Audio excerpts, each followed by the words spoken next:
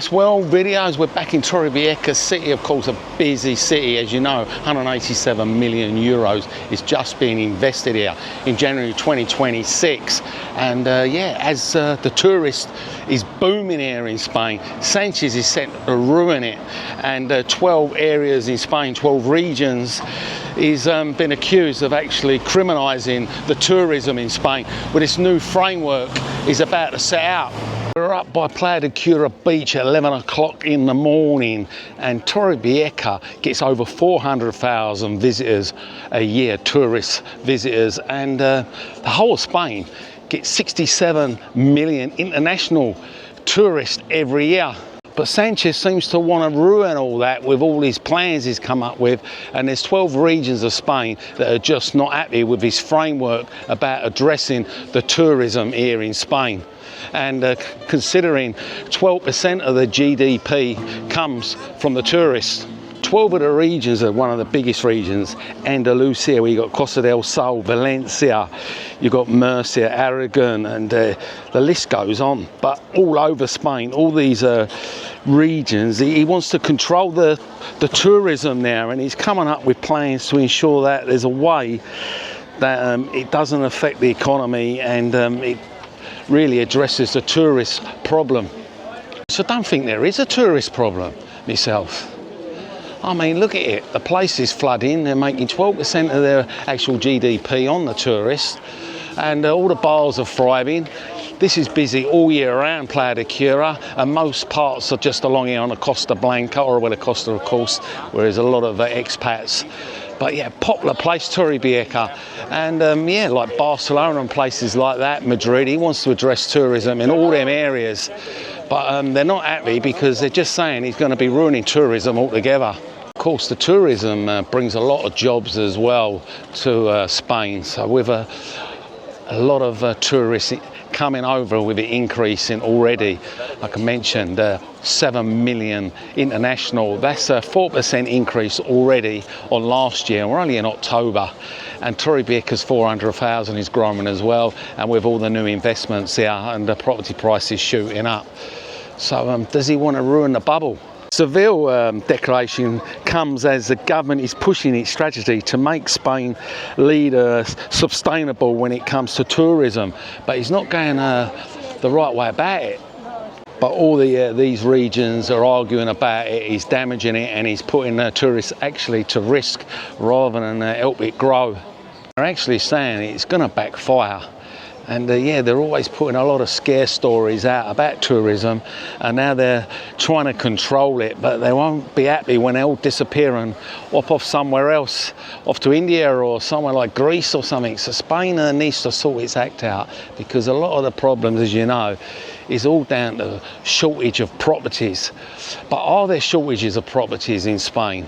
There's lots and lots of areas in Spain where there's possible places that people go in, affordable rent as well, that are sitting empty, and people's houses at the moment are getting squatted on, and Sánchez is not addressing the problems I mentioned.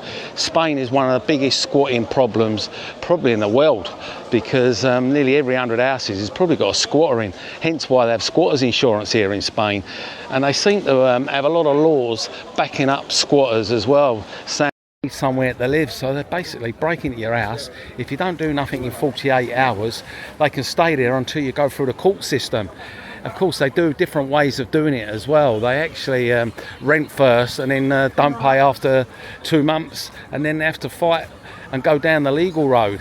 But 48 hours, if you can get there and sort it in 48 hours, you're okay.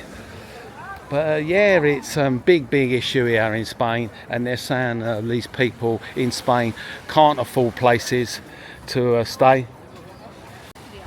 You from Austria? Right. Ah, follower from Austria. Oh, well, you're on YouTube today. I speak only Spanish and German, so I don't understand you on the video. Yeah, ladies from Austria, she was explaining she has a little bit of trouble because it's little English she knows. But I did say on the videos you've got the CC there, which you can hit it and it comes up the writing, and you can change the language as well. And of course the videos are dubbed over now, so you can hear it in your own language. Yeah, back to the old squatters problem, and yeah, it's a big thing here in Spain, and Sanchez is all behind the squatters. Yeah, the other party, of course, trying to be a lot tighter, stricter. You have got these, you have got a group of squatter, like security guards that go round, escoopas, and you pay them a bit of money and they can actually kick them out. So I don't know why the police can't do that, but they're actually legal company. What I found in Torrevieja, literally just down the road, you've got a place that's just been sitting idle for years. And take a look at this and let me know what you think. Take a look at these properties. They go all the way around, a good few hundred properties here. All looks pretty modern. They've been sitting empty for years. Even got parking underneath. And I'm sure this, I mean, whether it belongs to the bank, I don't know, but I'm sure the government can do something with a squatting issue if they really want to. They go 1, 2, 3, 4 floors, and they go all the way around to the next street. They're just sitting here. So whether they belong to the bank, I'm not sure. But when they say they've got problems with a shortage of housing and you've got loads of these places just sitting empty, I mean, by the looks of it, it's all just been finished, but no one's been moved in. I've been here 10 years and I haven't seen anyone in these properties. And it's not like it's in the middle of nowhere. It's actually in a prime location, just on the border of Los Balcones, right next to Torrevieja University Hospital, 5 minutes from the beach, 5 minutes from Torrevieja city centre. They keep banging on, there's a shortage of property, shortage of places, and this over-tourism, and they blame things on tourism all the time, and affordable rent, and you've got tons of these plots all over the place. Go around the other side, there you go. So it's quite a lot of property, and there you've got the beautiful salt lakes just there. That is the middle of it. And just on the outside, just along here, you've got a load of bungalows as well. So all different types of properties, just sitting empty, literally wasted. 10 years they've been here. I don't know if they're going to be here for another 10 years. So when they say they're looking for plots and to do developments, well, this is already done. Big old plot already made. So I'm fed up of hearing this about problems with places for people to move into when you've got this big, massive complex here. And literally, probably won't need a lot to do because it all looks all like new, has just been left to rot. So let me know in the comments what you think. And there's lots of these plots, like I said, all over Spain. And yeah, squatters squatting people's houses when you've got this kind of places all over.